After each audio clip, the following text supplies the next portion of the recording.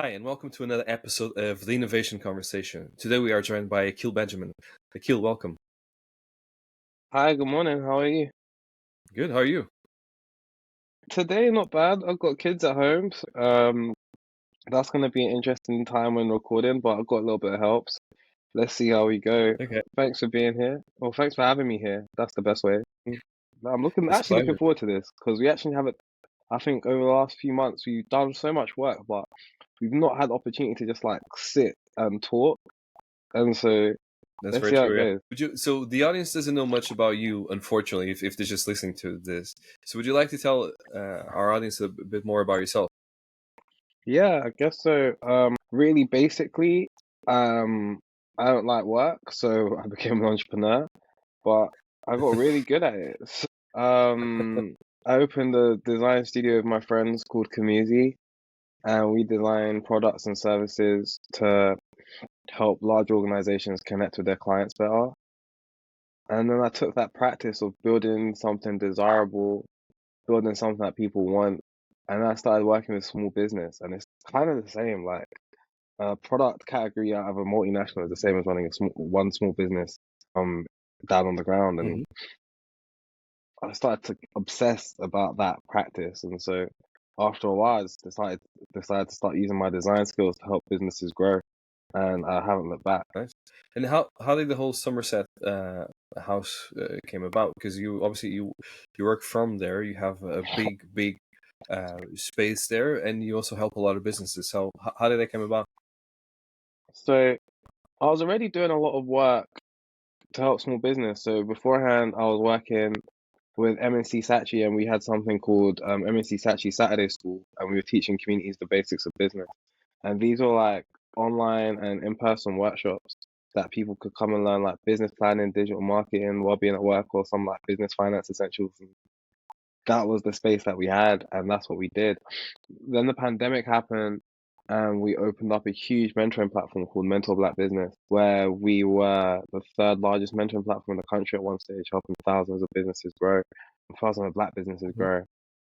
And that evolved because then I had the classes and I had this mentorship aspect, and I have a real ambition to want to create a university. And so at Somerset House, they had the space, they had the like physical space, and it's a prestigious building and all this stuff. And so I It is, tried yeah. to imagine what it would be like if we put those master classes together alongside the mentoring in a specific venue. Somerset House had their race action plan, and we were looking at different ways. I was working with them in the building, and I cared because I worked there. And we were looking at ways to make that real and authentic. And we said, okay, let's open the Black Business Residency. And what that would be is 12 months of free workspace alongside mentorship masterclasses and all the resources we can muster to give to you. And we would do that to help you grow. And that was a really fledgling idea that we had a fortunate position for Morgan Stanley to give us our first sponsorship check to pilot it. And we did well, Mhm. like, and I'm not saying was perfection at the front, but I think between like the perseverance and the tenacity and the growing and the raising some money ourselves, and then Morgan Stanley even putting on more, and bringing in other partners such as my original partner MNC coming to support it, we started to create like this program which was sustainable, that we could run over 5 cohorts, helping about 125 entrepreneurs so far close like the entrepreneurs earning gap. And I think that's been really interesting because now we've created a space where at Somerset House where we can support entrepreneurs to have sustainable creative careers where they're earning comparable to their white peers. And I think that's a really interesting impact and privilege of doing the work that we did. It's amazing work, and you can see. I mean, when you walk in, you can see the energy in the place, right? You can feel the energy in the place. It's really everyone's super motivated, and you can see they're going to go out to do amazing things, and it's really impressive what you've built. What was the biggest struggle when you're building this? Because it's not easy, right? So what was the thing that you really struggle with? So you know what? I did a talk in Milton Keynes about less than a month ago, and I was describing building out our residency program, and I was like, "This is the biggest service design project of my life." And it's really interesting Mhm. because, like, as a designer, you get to draw out how you think the world should work, and then you hand it over to someone else to execute it. But in me persisting in running this program for the last 4 years, that consistency, that effort, that showing up, that being present even when life is grinding you down, that Yeah. understanding or acknowledging that you're gonna make a mess of things because this is real life, not just like a simulation. How you then choose to respond is the difference between um you doing this as a token initiative or you doing this with a real duty, dedication, and care for the community you're trying to serve. And people tell us about ourselves all the time, but what I think is important is that we were brave enough to listen in the first place. We're brave enough to adapt. We don't try and make the same mistakes twice. We work really hard as a collective team to really put our money where our mouth is and really demonstrate our values. It's a really interesting thing to navigate whilst working with an institution. Somerset House is amazing because they were brave enough to take this journey with me. But like navigating such a setup is still a challenge, right? And we still pull it off every year and we still keep getting better and better. And that's a testament to the team that we work with Hmm. in Somerset House to achieve that. But also the businesses that we work with who are graceful with us and just they're graceful with us. They can see that we're here to help them. And so when we do start adding that value, it stacks up over time and we take the wins as we can get them. What advice would you give to young entrepreneurs listening in? Just start, innit? Uh, I think so many people get caught up in that I need this or I need that or like not likely. Not most of the time. You don't really need that much cash to start and just to test out a proposition or an idea. You don't need like that much expertise to do much. Like the technology for selling stuff gets easier and easier every day. Like people can give you money on your phone now. And that's like you could tap phones together and nonsense like that. So like taking money's never been easier. And so the bravery to start, I think, is it. And the reason why I say that is because like 90% of businesses will never raise like venture capital funding. And there's like 5 million small businesses in the UK. If like we said like 4.5 million businesses out of that whole lot, no matter black, white, orange, or blue, never gonna raise cash, then how are you gonna make money? You're gonna sell something.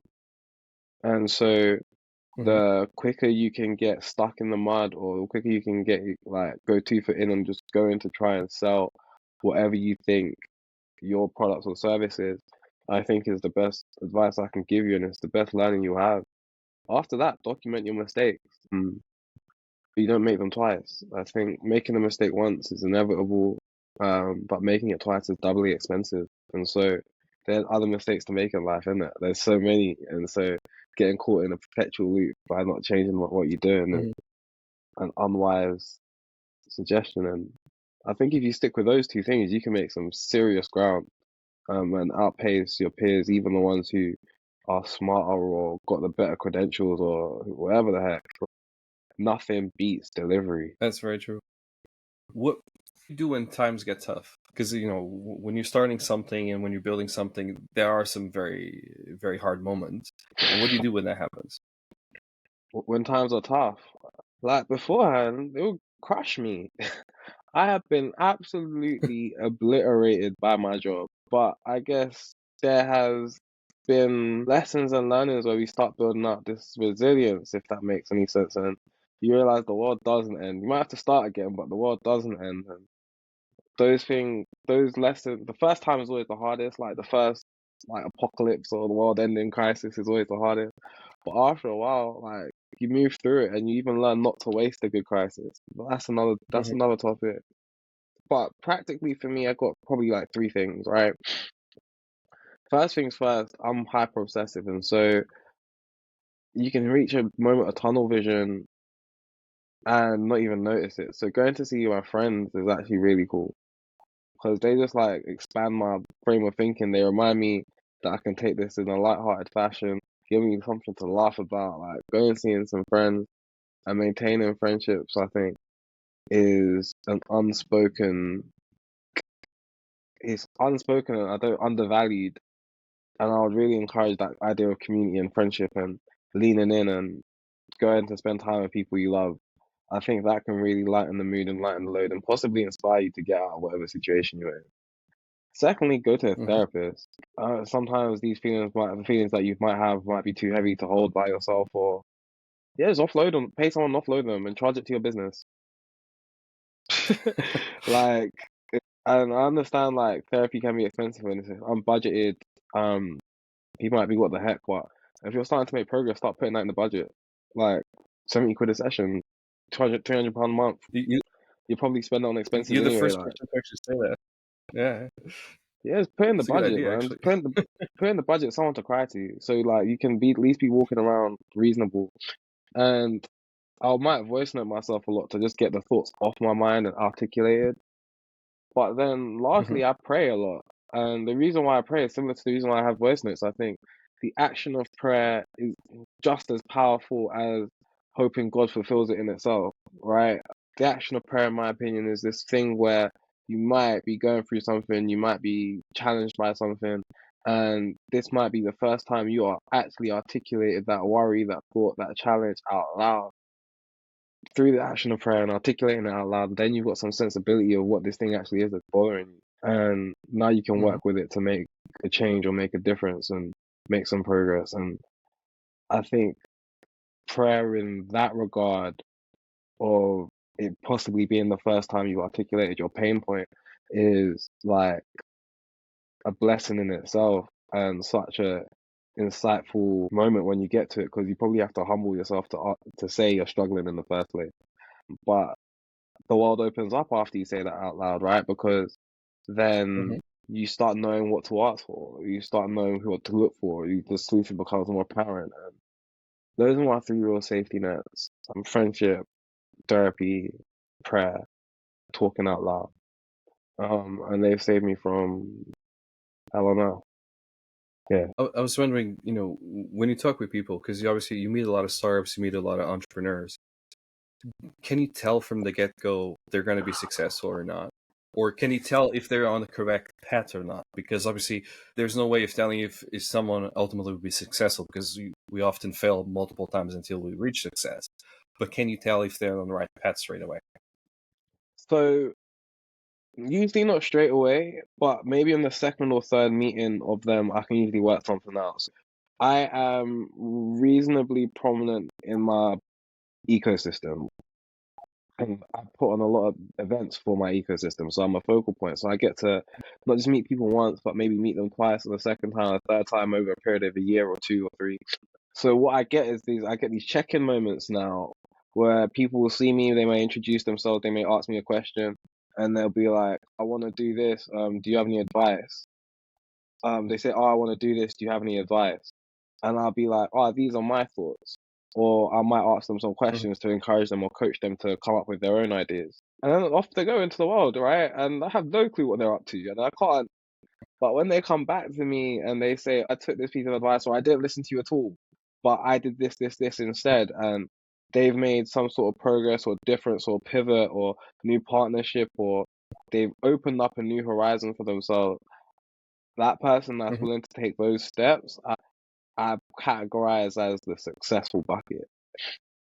I think that also with small business and early stage business, it's really hard to pick a unicorn, and I don't try it. Mhm. But what I look for is the person because they could pivot or change or twist, as I previously described. And so, if they demonstrate progress, I'll support them because you don't know, I don't know how long that journey is to get for them to get to that success point. But if they're working towards it every day, I I really believe in it, and I really Hmm. believe in them. Interesting. And what do you think it's, in the UK ecosystem, what do you think are things that are fundamentally like wrong? What does actually need to change in the whole startup game? Anything. I mean, it could be the case that nothing needs to change. There's something wrong with everything somewhere, but that question doesn't resonate with me. I think Hmm. what this UK's industry in comparison to maybe America's, I think is like a lie we need to let go of. The UK market is not the American market. It is like four times as small. It is four times smaller. It is so conservative. It is, and that's the culture of the place. And so now understanding that playing to strengths and navigating the culture as you understand it is, in my opinion, a better way of achieving success than wishing it was something else. And I think a lot of early stage founders wish the UK was like America? Would they drop you $1 million on an idea? And that's just not it. Mhm. I need to press pause on that, but I'll finish the question. Yeah, of course. Yeah. I We can think stop. that, all right, 1 minute. We'll come back to the question, but the last thing I think that is, if you understand that the British are conservative, all right, then let's take you to it. See, I need to come back, but I think the long and short of it is that, go. I'll meet you there. The long and short of it is that if you don't accept the UK market for being conservative, then you'll never understand that in the UK market you need to make sales before you or make significant traction before anyone looks at you, hears from you, and that dictates and Mhm. determines model, and the effort you put down. And so, like, without it really coming to sense of that, it stifles you and it stifles your progress. What advice would you give to someone launching a business? Experiment. I think all my narrative is the Hmm. same, but it's similar to when you asked me beforehand, what can I tell an entrepreneur? And my first reaction was just start, and keep a logbook of where you failed. I come from a science background, and that's literally experiment and document your experiments to understand your failures or what successes are. And if your experiment is repeatable, then you're onto some money because that's the process. If you're successful and your experiment's repeatable, because experiments should be repeatable, then you're on some Hmm. money because that's a Yeah. process you can engage in and engage other people in, with or without you, to go and make some progress, make some money, make some sales, demonstrate your value, so on and so forth. And so, I'm a big advocate of experiments and just trying things small. And so, my friend gave me this piece of advice, and she's an industrial designer. Her name's Jo Barnard.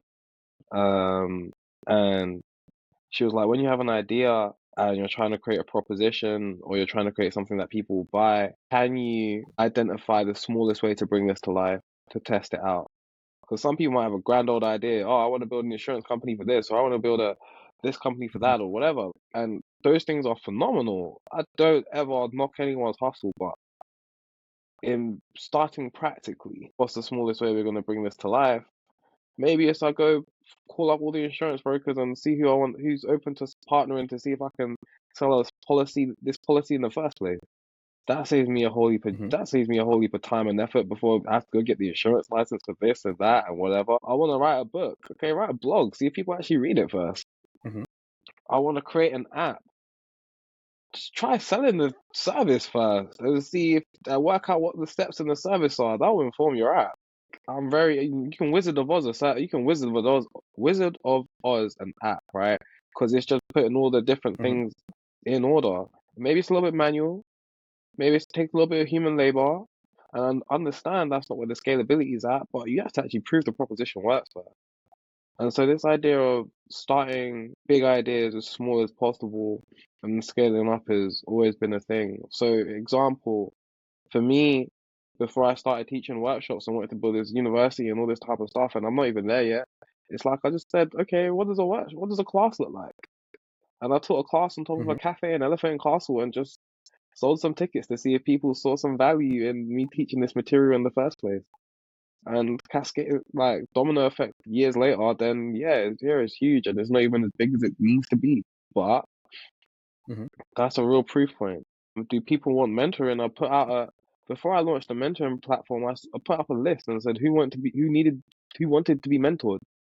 Then I took the list of people that wanted mentorship and I showed that to people who I thought could be great mentors and said, hey, here's some demand. Should we Hmm. work together to meet this demand? Ooh, it continues. Before we had 50 people in our incubator, we had 15. And we just saw if they wanted to spend time with us and went through the process. So those are examples of just start with what you have and start small and scale up. And when you do scale up, what's the best advice you can give for people looking for investment? Because there's always a gap between launching an idea and then actually going out and asking and talking with investors. So from all the startups what works, what doesn't work. Uh, Everyone's journey of raising money has been so different, and I think raising money is such an intimate process. I can't talk for anyone else's perspective apart from my own and how I've raised money or how I've raised project funding over the years. I think what I've tried to do in all cases, align myself with my partner's dreams and ambitions and demonstrate to them that by working with me, that's a vehicle for them to meet their goals and their dreams and ambitions. Example, when I was talking earlier, it's like Somerset House had a race action plan and had no way to bring it to life. And I had all this stuff that I needed to just reimagine and put together to create a new product or service, right? I had everything apart from the workspace. And so I was like, okay, an Mm-hmm. institutional like weight. And so I was like, okay, Somerset House, here's an opportunity. If you provide the institutional weight and workspace and I provide the mentorship and masterclasses, I believe we can make this incredibly industry impactful thing. And for Morgan Stanley, they were invested in arts and culture. And so this was a little bit of they give Somerset House a wider investment under which we got a percentage of. But this was an opportunity for them to be Mm-hmm. experimental and demonstrate something for a community that needed it and increase their what's the word? Increase their industry reputation for doing so. Um, and the opportunity came relatively cheap to them, right? Because it was a part of a wider Mm-hmm. investment for something else. And so we really got to demonstrate value over to get our first check on the line. Secondly, I think that relationships. So I guess the first thing is articulating the opportunity and making someone's dreams come true. If you make someone's dreams come true, they'll pay you anything. Secondly, it's about relationship. I think that I look at all the people that have invested in me heavy over the last few years. Like it's a real deep, years long relationship. And in that relationship, we kept showing up for each other, and in keeping showing up for each other, we kept recommitting to each other, and keeping recommitting to each other turns a partnership from a 1 year partnership to a 5 year partnership. So that says something about always being present and being like, I can't do so many, like, there's only so many relationships I can have, like MNC Thatcher and Somerset House at any given time. Because I'm one individual and I don't have that level of, I haven't worked out that level of scalability yet. But what I recognize is that hundreds of thousands of pounds have been turned over through these partnerships, and that in being present, in trying to stay in tune with them, in trying to help fulfill their creative desires and ambitions, and really working to also demonstrate positive impact into the community, so they can see that their money's been put to good use and we reinvest again year after Mm-hmm. year after year. Has been something really interesting. The last thing is something I'm trying to learn for myself now, and it's about never actually inviting someone to invest in you directly, asking for them, asking them advice and support on how to participate in an opportunity. Asking, so it's never about Interesting. asking for cash right now, I don't think. Because I think a Mm-hmm. lot of people that get asked for cash just get fobbed off a little bit. So I think it's genuinely about asking whatever potential partner you have for advice and support on how to take advantage of an opportunity. And if you're smart, if you're coming to them in the first place, right, the opportunity's got something to do with them. So if I'm going to a law firm and I'm saying, hey, I have all these startups and I really want to support them, get access to better legal advice because I've seen that they're signing really poor contracts and this and that. And lastly, we are an internationally recognized accelerator program who have recognized if they help their startups get access to this legal advice, we can increase our international rankings. And I'm looking for people to help me. I'm looking for people and partners to help me achieve that. To be who want to be associated with that. Do you have any recommendations? Usually, the self-serving person thinks of themselves, especially if you say, "Oh yeah, you can. I'm willing to accept pro bono or value in kind support and so on and so forth." Right? Mm-hmm. And so a person thinks of themselves, and so maybe they, after you go like that, they throw their hat in the ring. And if they don't think of themselves or it's not for them, you haven't directly explicitly asked them, and so they can refer you and recommend you onto someone who they think might be open to the opportunity. It's a warmer way of getting around stuff, and so that's been my approach recently to open some doors and achieve a few things, and It's a good it's approach. It's a working. very good approach. It's working. It's It's got funny this because idea of we keep on talking about. Yeah. no, go for it. No. I got tons of questions to ask you. So, but please finish. I was just saying, like, I was told this by a guy. His name is called Michael Norton, and he runs this organization called SIVA, Center for Voluntary Action or something. But he was the one that helped Unlimited get their endowment out of the Millennium Fund, and he's helped raise about 200 or 300 million in his career. After talking to him and listening to him, I was just like, okay. And so like, I recently sat down with him and just tried to ask him to unpick and unpack that, because I think, yeah, I want to make my raise. I want to raise more money. Do you see what I'm trying to say? And so I want to get sharper on such a thing. And that's the concept that he sat with me like a month ago, and I've just been trying to practice that, implement that, and see how it goes.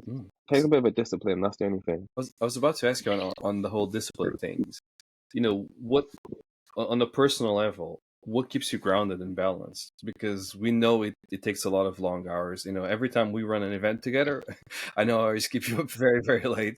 So what keeps you grounded, and how do you keep that balance, you know, in your personal life?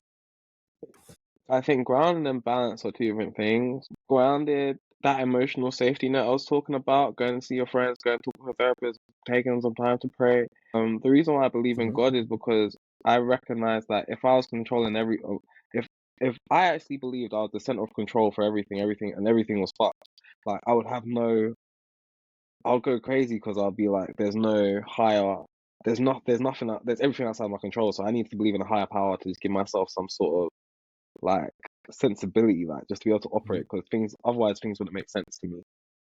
And so like that keeps me grounded. Those having a safety net and believing in God keeps me grounded, because if I didn't believe in God, I'd just go crazy, because nothing would make sense. Like I think that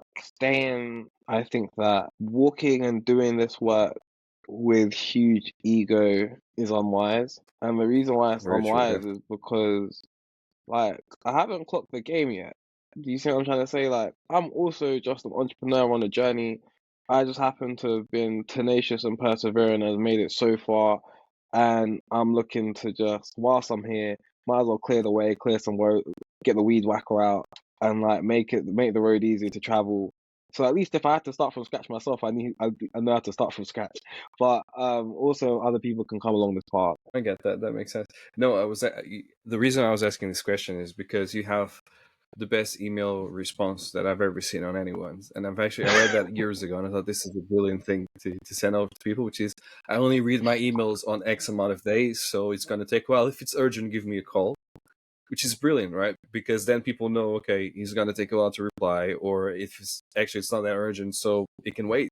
And that's perfectly fine. It's a good way of organizing your time, because I otherwise think you just get way too many emails. I don't know if I'm gonna undo myself here, but that is it's a trick. That email response is a trick, and I don't know if it's a good trick or a bad trick. Um, Hmm. the reason why it's a trick is because I read my emails just like everyone else when the notification comes in 24/7. But in what it does is it affords me time and space to reply to you, so I don't have to be on the email 24/7. But I read it. I'm on Yeah. my phone 24/7. You see me. I'm texting, doing something all the time. Like I got your mail. Mhm. There's a triage system, and the reality is I'm always out in the world making things.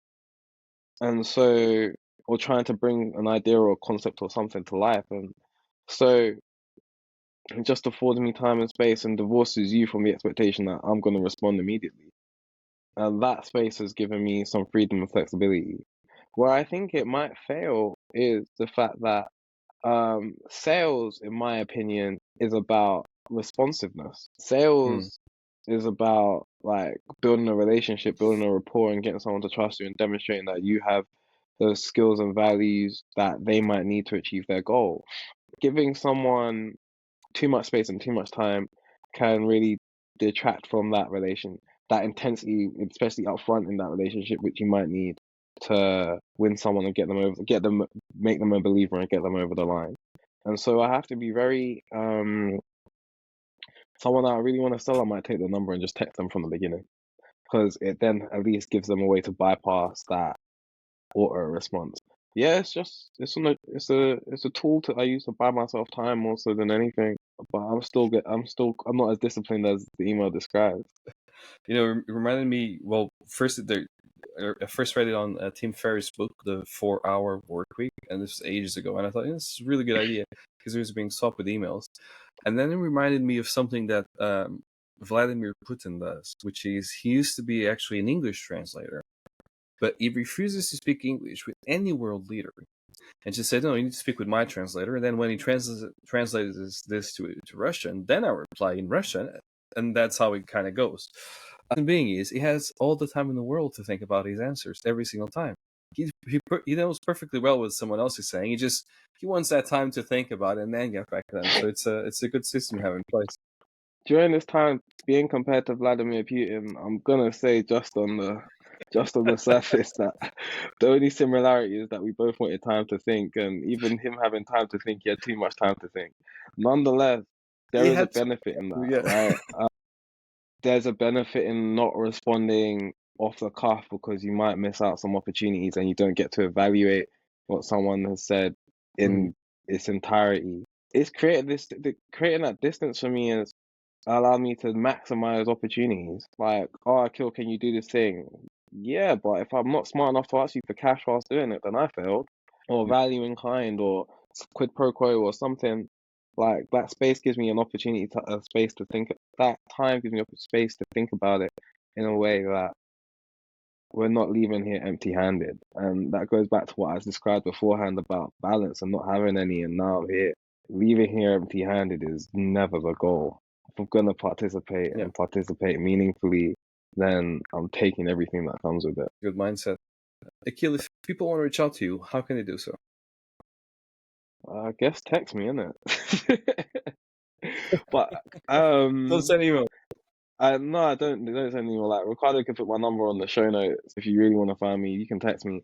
But the only thing I have to tell you lot these days, like I've got thousands of people's numbers in my phone. So when you text me, please like leave your name. Like so many people just text me just out of the blue, and I love it, but I just hate asking who are you. So please like leave your name just so I can I know who you think are and I can get back to you. wouldn't it be best to put your LinkedIn profile, because otherwise you might get a lot of texts from everyone I, listening to the podcast. I'm not mad if I don't like it. I don't have to respond. It's that simple. But yeah, you can just text me. It's alright. Okay, you'll be the first guest with a number on the podcast. Let's see how that goes. Let's see. So it's really interesting. But I had a talk a few weeks ago, and I finished my talk, and they said after all this text me, text me, text me, you put your email up. What's the irony in that? And I was like, okay, that's a bit inauthentic. So yeah, you look, can have my number. It's fine. Okay, all right. Akil, thank you so much for your time. I really appreciate it. No, good morning, Ricardo. Yeah, thanks for having me. This was fun. It's been a pleasure having you. I had the capacity to do even another hour, but I guess this is enough. This is a good place to stop. Yeah, this was fun. Thank you for having me. Thank you.